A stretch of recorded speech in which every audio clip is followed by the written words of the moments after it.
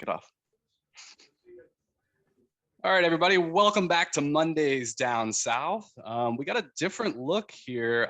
Both Zach and Sai unavailable this week. So I got my guys on from Raleigh here. I think you know both of them. Marty has been on within the last few weeks, so he's always my go-to. Need a guest last minute. He's my guy. And then we got our other buddy, Lou, who is our resident Dolphins fan. On the line as well today. So a couple of returning guests, but appreciate you guys jumping on and filling in for Zach and Sai, so we can make sure to get some more content out this week. How you guys doing? Lou, go ahead, bro. Doing good. Just not football wise. You're talking about football season, not doing good, but not too bad. So what's going on, Marty? Oh, well, nothing else going on a Tuesday night, just the World Series, no big deal. Not like the Mets are in it. Yeah, I don't think I could have picked the worst duo to watch play in the World Series, honestly, but here we are. And, I think we've discussed this as far as the Houston Astros after their situation, Evan, many times. Yeah. Just keeping it rolling. I do get it with you, though, being a Mets fan, not wanting to see the Braves, but I love the Braves. If there was any team outside of, obviously, the Orioles that I'd want to see there, it's the Braves, and to see Freddie Freeman maybe get a ring. I do love Freddie Freeman. Yeah, so good team to make, and definitely a surprise after all their injuries. But yeah, so what is the combined record of our NFL teams right now? I'm rocking a 2 and what are we through 7? Yeah, 2 and 5. 2 and 5. 1 and 6. We 1 and 6. got one. Yeah, I saw an interesting stat on the Jets where each quarterback that's starting for a new team, Geno, Teddy Bridgewater, Fitz, obviously, Darnold, it's all 0-11. Good to know. Good to know. And you guys are pretty good at that. You guys were playing some guy I've never heard of, Mike White. Mike White, dude, the only quarterback name you ever need. Mike White. I love it. Yeah, well, they trusted him for about a day until they signed Joe Flacco. Right. Yeah, we got to bring back old Joe. Maybe we'll get some Broadway spirit out of him. I don't know. I love it. Well, let's jump into it. The big reason I wanted to get Lou on for this week, one thing we wanted to talk about is obviously with the trade deadline coming up. I think it's next week, right? Yeah, November 2nd, I believe. November 2nd. So with that upcoming, obviously Deshaun Watson's name being floated a ton right now to see where he may end up playing, if anywhere. Obviously, still a lot of pending allegations his way. So who knows if he's ever going to be able to play again. We obviously won't get into that side of things, the merits of Deshaun Watson, should he even be able to play, all that jazz, because we are, certainly focused on the football aspect of it. But obviously, Lou being a Dolphins fan, one of the top names out there as potentially a new home for Deshaun Watson. Also the Carolina Panthers, so kind of our the local team there to the Raleigh area. So I'll jump it over to Lou first, I guess. I don't know how we want to start this. I guess as a Dolphins fan, what's your take on the trade rumors? Do you want Watson? How do you feel about Tua? Just kind of. Well, I've obviously had a lot of people reaching out to me, friends and stuff, asking what I think about, because it seems like every week since this first came up, I'm getting a new update about the Dolphins being interested in Deshaun Watson. But obviously last week is when we started to get real reports and things started to get heated up. But in my opinion, Deshaun Watson is a very good quarterback, but it's hard to ignore the off-field issues. So the other thing is, we just drafted Tua 2 years ago. He's a 5th overall pick. And in my opinion, quarterback is not the issue with the Dolphins we need to be worrying about and giving up multiple first-round picks to try to upgrade. Yes, obviously Deshaun Watson is an upgrade, but assuming he plays, I don't know what's going to happen with that moving forward, and that's a big if. And we're going to get rid of Tua and probably 2 other first-round picks to get a guy who might not play. It's just so unknown. And while there's the offensive line needs fixing, the defense has holes in it. Our running game is not good. There's other issues to address first, in my opinion, than starting with the quarterback. I love it. And we got Marty over here as well, obviously, Jets fan, Sam Darnold expert. So we can jump over to the Panthers side. I guess put yourself in a Panthers fan situation right now, and what is your take kind of on the Darnold situation, and do you think that they should be looking to upgrade to Watson? Yeah, well, if I'm putting myself in a Panthers fan's shoes, I'm asking myself, when the hell am I going to get Christian McCaffrey back? Please, anything for Christian McCaffrey. But on that note, I think Matt Rule made a statement about how they're just, he wasn't feeling it that game. They obviously sat him down just to try to get a spark going. I think you have your times where you're up and down. Obviously, Darnold's in a down moment. I haven't completely lost faith in how he plays. I think he's a great quarterback. I think it might be an issue with an offensive line there, but at the same time, do you look for somebody like Watson to bring in and cause more, I guess, bring drama into the fold? I don't think you want to do something like that when you're trying to mold this guy and to be your guy. Plus, I think a lot comes into play with the trade clause that comes with the Texans and Deshaun Watson being involved in that no trade clause. So he has an option to decide, I'm going to go where I want to go. And I'm pretty sure he's already said, Miami's my choice. So I don't see much of the Carolina fans or anybody, and for that matter, getting them besides maybe Miami, which I'm still not 100% certain that'll go down. There is some 50-50, because I did read at one point he was only willing to go to Miami. And then I think I read the other day that he's now open to Carolina as well.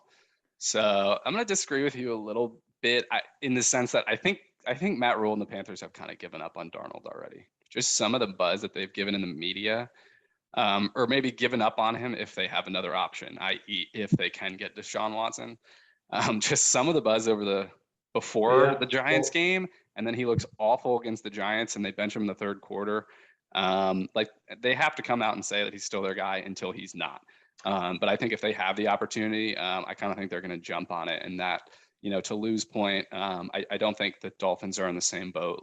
It's certainly worth looking into, given, Tua, maybe is a bust candidate. Too early to say, I think. Let me say, what do you think as far as who's in a worse situation? Panthers, Miami. Who do you think has more leverage in that sense as to needing a quarterback? That's for both of y'all. I think the Panthers could benefit. It depends. I think they could benefit more from getting him, in the fact that I think they have weapons on offense. If McCaffrey's healthy, he's obviously great. And then having another great player in that backfield, I think, can make their offense a very good offense. And their defense is very good. I don't think there's much to worry about with their defense right now. So I think, I really think Deshaun Watson is a really big upgrade over Sam Darnold that could easily make them playoff contenders at the minimum if he's playing. Whereas the Dolphins, I think you put Deshaun Watson in there, they're going to play better, they're going to win more games, but that team's not going to win a Super Bowl or anything like that. You know what I mean? They're in two different positions, I think. And the Dolphins took a huge step backwards this year, but I'm going to agree. I think the Panthers are a little closer in the sense of if they can just get a quarterback, I think they could be a contender, especially a quarterback of Deshaun's caliber. The interesting part about Darnold is, part of the thing on the Jets was, they didn't have blocking and they didn't have receivers. And now he's at the Panthers where they have a stud receiving core, but they've been dropping passes all season, which I will say I've seen more drops than catches from the Panthers this entire year. Yeah. Especially Robbie Anderson. And they're not blocking either. So, he didn't exactly get those problems fixed. So, but I definitely think at this point, Darnold looks, you're a little more confident that he's a bust, certainly than Tua, where, after hardly playing last season, I think he certainly deserves more time. And he's looked pretty good the last couple of weeks. The problem, I think, with Tua is he always seems to make that catastrophic mistake. I think both of the last 2 weeks, especially the more recent game, is he, was pretty lights out the whole game. And then I think 2 weeks ago, he made one awful interception. And then I think last week he had two, maybe, one of which I think was pretty bad and kind of really put him in a bad spot. So they were both really bad. All right. It reminds me of Kirk Cousins, though, as a Washington fan. Kirk Cousins would play well the whole game, but he would always make that awful throw, that boneheaded throw at the end of the game. And it would be again, a catastrophic mistake that would almost cost you the game. I feel like Tua is kind of having that kind of season, but other than that, he's looked good. So that's why, yeah, go ahead. I was just saying, I think when you're at a point with your team where all you're in need of is a quarterback, I mean, do you have to go all in and bring in somebody like Watson, or you continue just pick up a backup, say a Case Keenum-esque player? Like, look at what he did with the Browns this weekend. I mean, came in, you wouldn't even notice that, Baker Mayfield was gone, just because their offense is in such a position where they can make these moves. I mean, I'm not saying that Carolina Panthers are, that well oiled, but still, in a sense of bringing somebody in that can game manage and do the job that needs to be done. Do you think it needs to be somebody like Watson? I don't see that being the call. I think there'd be a very big difference between bringing in Deshaun Watson and Case Keenum. And I don't think they're close enough that they just need, a little bit better quarterback play or just average quarterback play even. I think they're at the point where they could take a Deshaun Watson caliber player, could get them maybe not Super Bowl contenders, but close playoffs, So I think they're in a weird middle ground where they're not really win now, but they're trying to develop players. So I'm not really sure what they're thinking for the next few years. Yeah, we'll just have to see. And the other leg of that rumor is obviously where I come in on the Washington football team. If the Dolphins get Watson, obviously they shop Tua, and WFT makes a lot of sense for that. Which for me, as originally a big time Tua hater, but now coming around over the last few weeks, it's been I'm very torn on. Oh, you're coming around for the better the last couple weeks? Yeah, I mean, he's but then he makes that mistake. Like, I think I actually watched most of that London game, and I'm like, wow, Tua looks really good coming off that injury. And I love, theoretically, how I want the Washington football team offense to be is you're going to pound the rock. You're going to have speed on the outside. You're going to take the occasional deep shot, but it's mainly going to be short passing accuracy, which I think Tua is pretty strong with. It's just the occasional bad decision. And he's also mobile. So he kind of checks all the boxes if he, stops making that bad mistake. So I've kind of come around depending on the price, but he does start to remind me of Kirk Cousins, which gives me nightmares. Little flashbacks. Yeah. So can I give you my Tua spiel real quick? My thoughts.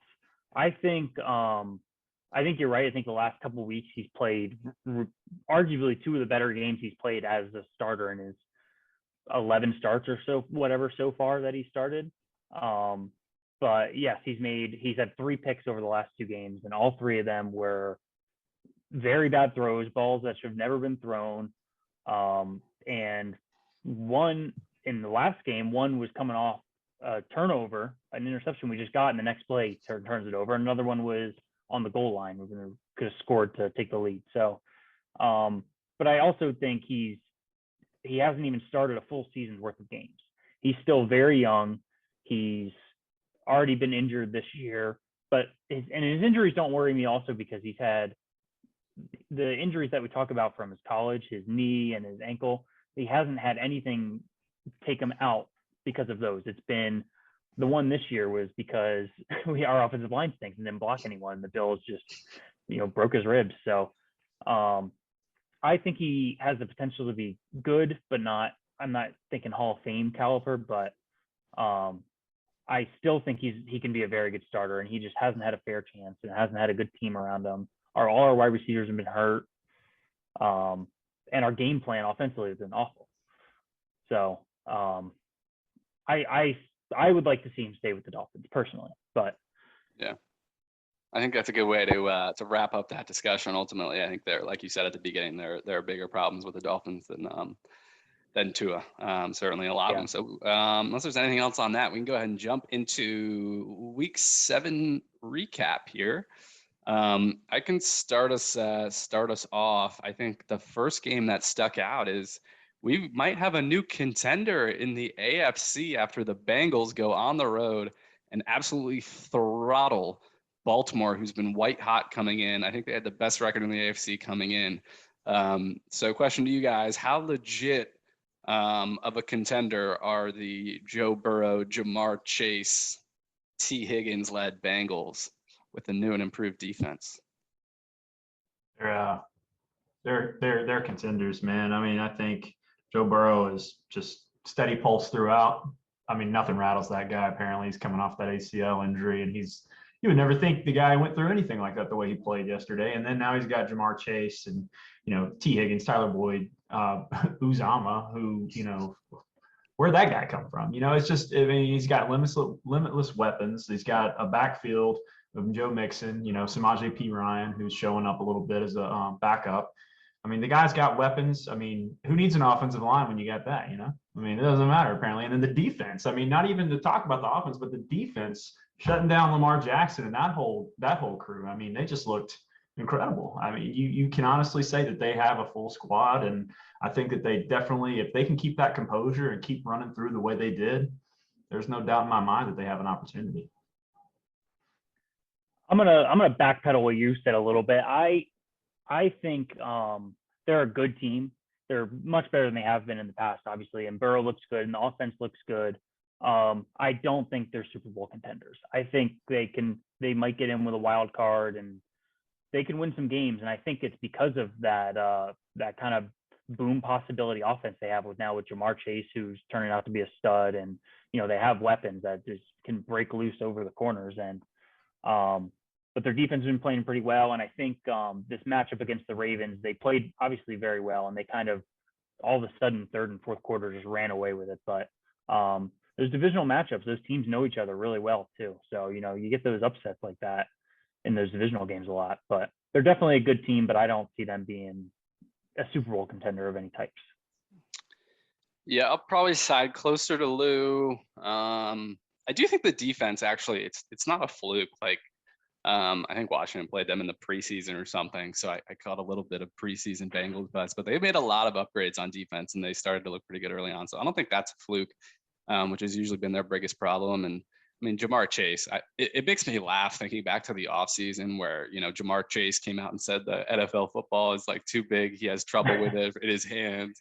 And then there was all this talk about how Joe Burrow was like skittish on his knee after that injury. And like Marty said, that doesn't look to be true at all. I think it's hard to put them beyond like maybe, a team that can maybe win one playoff game at most. I do think they're a playoff team though, especially with the expanded like 17 format. But again, they're in a tough division there. Like, you could. I mean, who's going to stop them? The Chiefs. Hey, we'll get to that one. That's a whole nother conversation. I have some great takes on the Chiefs, but that division, you could argue all four of those teams could make the playoffs, and maybe the Bengals bump up against the Browns now, but they probably slot in third in my book. But hey, third can be a playoff team. But I guess Lou, any particular game you want to talk about next from the weekend? Well, we can roll into the Dolphins-Falcons game since we were just talking about the Dolphins. Oh gosh. I guess we pretty much talked for the most part about them, but we can talk about the Falcons side of it. How about Kyle Pitts? He's a good tight end. He is a 5th round draft pick, or was he? Well, not 5th round, but 5th pick overall. Yeah. I mean, something like proved that. Yeah. Proved it. Yeah. He's just the size of him and the speed he has, and that one-handed catch he had. Like it was fun to watch him. Like obviously I was rooting on the other side, but I had myself like being like, oh my goodness, every time he'd catch a big catch. So, but the Falcons offense is kind of heating up here a little bit. I think they've got some weapons there. Cordero Patterson, the fantasy hero for a lot of people. But yeah, Pitt, it's good to see Pitt's kind of, the first couple games were a little slow, and good to see him kind of showing what we all thought we would see more of. And the Falcons are just going to be that team that like is kind of a thorn in people's side. And they like, with how good their offense is, they can have a good game and beat a good team. And maybe make it harder for them down the road to make the playoffs or something like that. I mean, Matt Ryan still does a decent job, but it's just the Dolphins, man. Like I still feel like the Dolphins shouldn't be this bad. They're blowing these games at the end. A couple. It's almost not fair. It's almost not fair. Like the way Flores coaches and what he brings to that team, and what they showed last season is just it's disheartening for sure. I know Lou feels it. Yeah, well, Flores is obviously a defensive coach, and even the defense is kind of taken it. We've had some injuries, but they've taken a step back this year. But I think he needs to do a better job if he's still the coach next year. He needs to hire some new offensive people, because whatever's going on, that offensive, the play calling, the the communication is just, it's awful. It's just, I mean, we're only throwing the ball 2 yards off the line of scrimmage. We got Jalen Waddle out of the draft. We're not even sending him downfield. I mean, there's just the offensive play calling and strategizing is just very bad. I will say that I've never seen a tight end burn a cornerback like I did Kyle Pitts Sunday with Xavier Howard. Yeah, I think that was roasted with the size and the speed. It's unreal. Like, matchup Yeah. nightmare. I think there was some miscommunication on that play between Xavier Howard and the safety. But yeah, that was Kyle Pitts cutting loose there. Yeah, that was crazy. Brian Flores did stick out to me. It must have been the Jaguars game where I was like, wow, this guy has horrible game management. I forget specifically what the decisions were, but I definitely think he's inching his way closer to being a fire candidate and on the hot seat. But I guess, Marty, you want to give us another game to talk about here? Yeah, I mean, the only other game that really stuck out to me, I guess, was Seattle and the New Orleans Saints, kind of a barn burner game.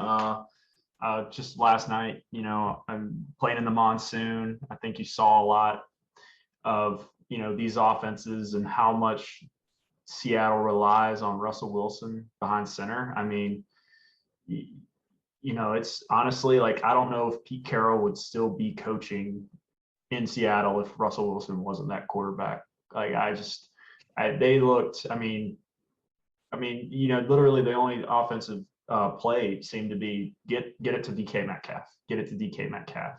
I just didn't see, as far as the Saints go. I mean, Alvin Kamara is Alvin Kamara. There's no question there. But I think the Saints have a lot to work on. But I think Jameis Winston really surprised me overall, just his development and cutting back on some of the mistakes he made when he was in Tampa. I think he has developed into, a decent starting quarterback. And I think he has an opportunity with Sean Payton's coaching to actually do well in that offense if they can actually get some receivers. I think they have a really good defense. I mean, the defense is incredible. But I think Jameis Winston has surprised me the most overall, just as far as his tenacity coming in, taking over the spot that was held by Drew Brees for all those years. I don't think there's any question about him being the starter over Taysom Hill anymore. Yeah, I think the thing about Jameis is like, when are they going to let kind of loosen their grip on him a little bit? Like they've been really tight on him to your point, because of his history in Tampa, and make sure he's making good decisions and being smart with the ball. But like, there's just something missing with the Saints right now. Like you said, the defense is great. They have Alvin Kamara. So like, why are they? And again, Thomas? Yeah, they're getting Michael Thomas back. Slant Boy's coming back soon. Yeah. But I don't, I think Marquez Callaway is a great talent, but he's obviously not a number one. And then I think, obviously, to your point, what you were saying about letting him cut loose a little bit, I think he saw some of that, especially at the end there. He threw a deep ball that was, just a little overthrown. But, when you get that, it might have been in a double coverage, to be honest with you. But I think Sean Payton has to hold him back because, when you're behind Drew Brees, who kind of runs the offense for so many years and does his own thing, calls the mics, whatever he has to do, makes his own decisions. When you get somebody like Jameson, you kind of got to, put him on a leash a little bit, show him, hey, you can't go in there and be Drew Brees. That's just not your play. That's not how you play it. And I think it's going to take some time, but I think he'll get there. And I think Peyton is the one to coach him up to do it. Lou, any takes on the Saints or Seahawks? That was a mess of a game last night. Including the weather. Especially the weather, yes. But the Seahawks offense is just kind of useless without Russell Wilson. I mean, he had that one huge play to DK, and just DK doing his thing, in the first quarter, and then I think Cayman Lockett caught a total of 4 balls, and they couldn't get anything going. So they had 83 yards in one play, and then 83 yards to the second half, or 84 yards to the second half. Oh, and how much of that was Kamara? Probably the majority of it, I would have to say, because he had some long receptions as well. But yeah, and then on the Saints side, I think that was Kamara kind of bailed him out of that. I don't know if it was game plan or Jameis himself, but he didn't, kind of you were saying, Marty, they really only towards the end kind of letting him throw the ball downfield, and it just seemed like they were being very safe with them. And maybe it was the rain, and maybe it's because they knew they had Kamara, but they just wanted to let their defense play. But yeah, the Saints defense is for real. I will say that. No question. But, yeah, we'll have to see what they can grow into. It's a shame the Seahawks, they're so close to pulling out, and all they really need, I feel like, is a game or two here while Russ is out, and then they can get Russ back and maybe sneak into the playoffs, even losing him for a long time. But it's going to be tough. Yeah. But they keep losing these nail biters. But I will say, I think Jameis Winston has the craziest eyes in the NFL. Now that Adam Gase is out of the NFL. There's some shots of him just looking around. I don't know, dude. He cracks me up. I love it. Moving on here. Speaking of bad weather, did you guys see the Sunday night game? I'd imagine it was the same kind of weather event that they were talking about, given that, I mean, San Francisco, Seattle, not too far apart. I don't know. Anyway, but I mean, that was one of the craziest, games. Just, I mean, no one could hold on to the ball. Like, that was some serious weather. I don't know if there's a ton to evaluate, just because you can't, hold quarterbacks, to any kind of a standard when you can't grip the ball on guys fumbling and stuff. But that game was just wild and out of control. But it is kind of a bummer. And obviously we don't have Sai here, who would give his Carson Wentz takes. But I do think that was a really good opportunity on Sunday Night Football against a pretty good defense. That was lost in terms of being able to evaluate Carson Wentz. Because like first half, Carson Wentz, I think I was counting, he could have thrown 5 interceptions. But again, in that pouring rain, the one that he did actually throw, or I think they ended up calling it a fumble, where it slips out of his hands. It's a horrible decision though, which is classic Carson Wentz. But it kind of would have been a good opportunity to evaluate how far Carson Wentz has come from his Eagles days. Because then in the second half, he looked great, even in that pouring rain. And it ended up leading them to a win. So again, I just wanted to bring it up more for the weather aspect and how chaotic that game was, unless you guys had any specific kind of takeaways from that game. Jonathan Taylor's real. Yeah. It's about all I can say. I mean, the dude is he's going to be good for a long time.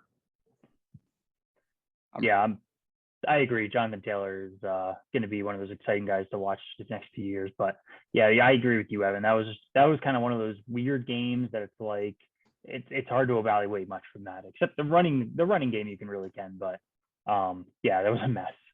Yeah, I'm very grateful for all of the Jonathan Taylor fantasy owners that sold low on him, including the gentleman in the top left-hand corner of the screen.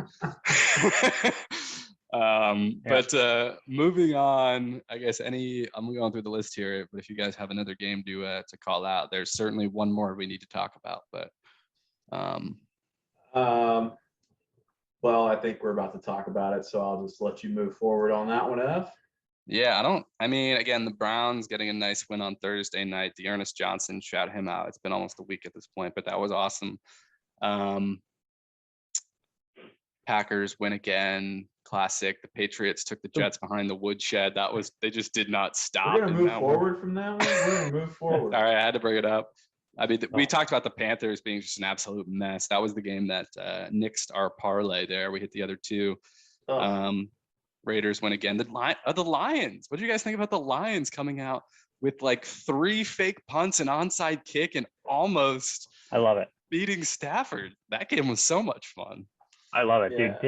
Dan Campbell just he wants to win a game more than anything in the world, I think. And he said, you know what? Kneecaps. He's like, if I got to use every trick in the book, he's like, he saw an opportunity to put their name on the map, and they played well. That team, I can't believe hasn't won a game yet. I mean, they're going to win a few games. They're a pretty good team, but we'll get to the picks. Might be an opportunity this week, but my favorite part was just Sean McVay's face after all those fake punts. Like after the second one, he was like go. I think he was probably looking for the special teams coach. Like, dude, like, have you not seen how this game is going? Like, yeah, crazy. Rams pulled it out though, a little trap game there. But Marty, anything for that one? Yeah, I'd like to shout out Darrell Henderson for just coming alive and, showing what he's worth these past couple, months now. I mean, he's proven himself, and I think he's earned the starting job. And I think it's going to be tough sledding for Cam Akers when he comes back. I'm not 100% confident that he'll just give that starting running back job up. Yeah, I mean, Darrell Henderson's been great. You can't ask for a much better situation, I will say, just with like the play action pass game. They're going to be more afraid of Stafford. And Cooper Kupp is just a savage at this point. But Darrell Henderson, Darrell Henderson has he's kind of been the key to really, securing that running game and making sure that offense is kind of running on all cylinders. But if there are no other games, obviously we have to talk about the Titans. Everyone thought this was a bounce back game for the Chiefs. Not everyone, but obviously the Titans were coming off the huge win on Monday Night Football against the Bills. Chiefs coming off they were coming off the Washington game, which they obviously won, but they didn't look particularly good. And they still turned the ball over 3 times. Pat Mahomes was still kind of acting crazy. And they come into Nashville, whatever the heck their stadium is called. And they looked awful again, and the Titans just throttled them. So we got to talk about both teams on this one, but I think the bigger focus is on the Chiefs. I'm 100% in the camp that the Chiefs are not good. They'll maybe win 10 games or so, but I think I was going to say, define you're not good. I think they're maybe slightly above 500 this year. And I just don't. So they have the worst defense in the NFL. They don't block, and they can't run the ball. Can you think of a worse combination of things for a football team? Defense in trenches is the most important thing to winning games, in my opinion. So I personally don't see them as being more than a 500 team. We said it last week. We got into an argument about it. So I'm curious to get y'all's take as well. If Pat Mahomes needs to check himself a little bit and kind of take an ego step back and stop making all these insane decisions that he's continued to make. I think he had 3 turnovers against Tennessee, who not exactly a stout defense, although they have been playing well. So curious to get y'all's take on the Chiefs, both in terms of the team as a whole and Pat Mahomes, and how he's played the last few weeks. Lou, you can start it off because I have a lot to say about this. All right. Well, yeah, let me get my 2 cents in then. Well, let's start with just the Chiefs in general. It's kind of a weird situation because I feel like it's the last 3 years now or whatever. It's oh yeah, the Chiefs are the best team. And it's obviously they've been beaten and they've played, but it's kind of been yeah, the Chiefs are top 3 team. And now it's are they going to make the playoffs? But I think their offense is so much just throw the ball. You got Patrick Mahomes can extend the play for so long. He can make any throw. And you got Tyreek Hill who's faster than anybody out there. And Travis Kelce who's bigger than anyone out there. And just get the ball to them downfield. And I think defense is starting to realize they can't run the ball. They are struggling to block. Let's shut down Hill and Kelce and there's not much else to do. But yeah, I think Patrick Mahomes, he kind of came into the league and has been kind of superstar celebrity, best quarterback in the league talk kind of thing for a couple of years now. And this is kind of the first time he's kind of in this position where he's losing games and they might they're questioning the playoffs. So it's a weird situation for sure. And their defense is the worst in the league. You're right. That's another problem. They're awful. Marty, I think you have the floor. Is it my turn? Okay. Yeah, hit it. This thing working. Okay. Hey, Patrick Mahomes, welcome back to Earth, buddy. So I just wanted to start off by saying that. And my first thing, other than, obviously the reality that Patrick Mahomes is a human being and he's not some Hall of Fame, automatic, amazing. Granted, the guy is talented. He's had Andy Reid as a head coach. He knows how to play the game. He's very good. But man, if anywhere can bring you back down, it's the NFL, because it will show you that you are not always the best. It will give you a feeling just like when New York beat Tennessee, who beat Kansas City. So does that mean they're better than the Chiefs? It must. That's how it Right, works. Lou? Okay. I'm not going to tell you no. I'm not going to tell you no. But when you have the talent that they have, the coaching that they have, you expect way more. And it's hard to be put up on a pedestal and be brought down. And when you see that happen, it really opens up room for a lot of questions. And there's no question that Patrick Mahomes is going to bounce back from this. But for now, he is human. He is going to have to recover from his injury. Hope that goes well. But I think if anything, these guys need to work on that defense because it is absolutely atrocious. You're going to, Derrick Henry's going to take you for 150. I don't care who you are out there. You got all these different receivers. AJ Brown's coming back. Ryan Tannehill looks electric. Vrabel knows what he's doing with that team. It's going to be a tough team to beat. And to go in with a mindset, which I think most Chiefs fans did, is, all right, this is our bounce back game. This is where we're coming back. They took it for granted, and I think the players took it for granted as well, and it showed. And I really hope that he does come back and play like the Patrick Mahomes that we know. But for now, I think we just have to understand that the guy's going through a little bit of something, and it's called a funk. And it happens to the best. And that's also a new dad. He's a new dad, and being a dad and being a brother to Jackson Mahomes can take a toll on anyone. So let's be real.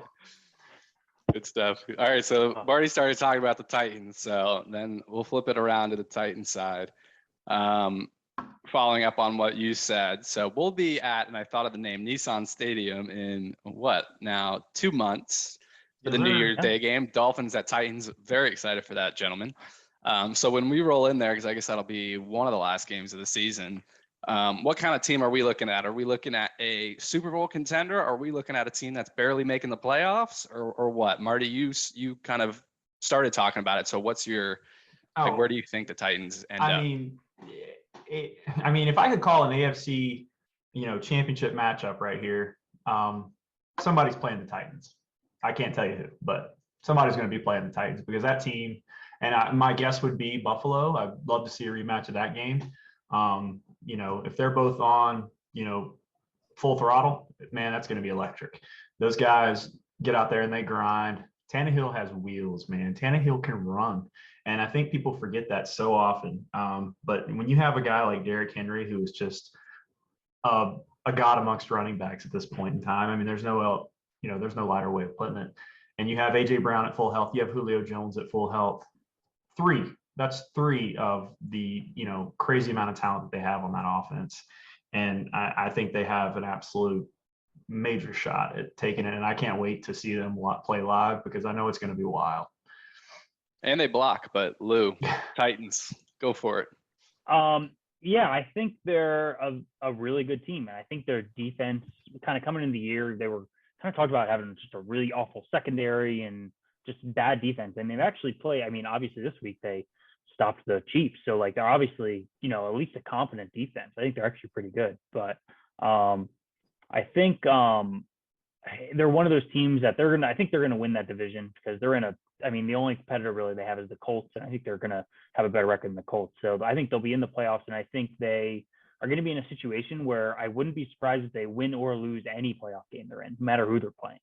It's just kind of one of those teams where it seems like it depends, what team shows up. They could win or lose any game, which is obviously losing to the Jets and beating the Chiefs. They've already done it this year. So, but they're a really good team. They have high potential for sure. Yeah, I think that's probably it. They do have a high range of outcomes. Like, I would not be surprised at all if they made the AFC Championship, if not even the Super Bowl. But to your point, and I actually think the Colts are going to tighten up that division. I think it's be a close race. I think the Colts are playing well, and they were really banged up at the beginning, but I think they're going to tighten that up. No pun intended. No pun intended. But yeah, I think a wide range of outcomes. It hinges on the defense. Like, the way the defense has played the last 2 weeks, like they did allow a lot of the points to the Bills, but again, it's the Bills, and they've really stepped up in key moments. Like, if the defense plays like that, they're on, the level Marty talked about, if not, Super Bowl contender. So it's tough. If I would stack it, I would probably have Bills, Baltimore still at the top two. Yeah. Then Chargers, Titans, Browns probably jumbled. Maybe even the Bengals at this point, like, kind of jumbled in a next tier. But and the Chiefs as well. I'm anti-Chiefs, but I'll respect that you kind of need to keep them in the conversation. But don't forget about the Raiders. They've been looking good. The Raiders, I'm pro Raiders. I think they'll start to slip eventually, but I am pro Raiders. So yeah, I think it's a big jumble kind of. I think Baltimore will definitely, that'll make them skittish a little bit, because losing that game last year, I think that could definitely put a nail in the coffin. But I like the Titans' chances. Sweet. I think that wraps it up. Anything else from week 7 in the NFL, gents, before I pull up the board and we knock out some picks here? I don't think so. Marshawn Lynch and Peyton and Eli, absolute gem. Just wanted to say that. All right. Good shout out. I like it. I like it. Agreed. All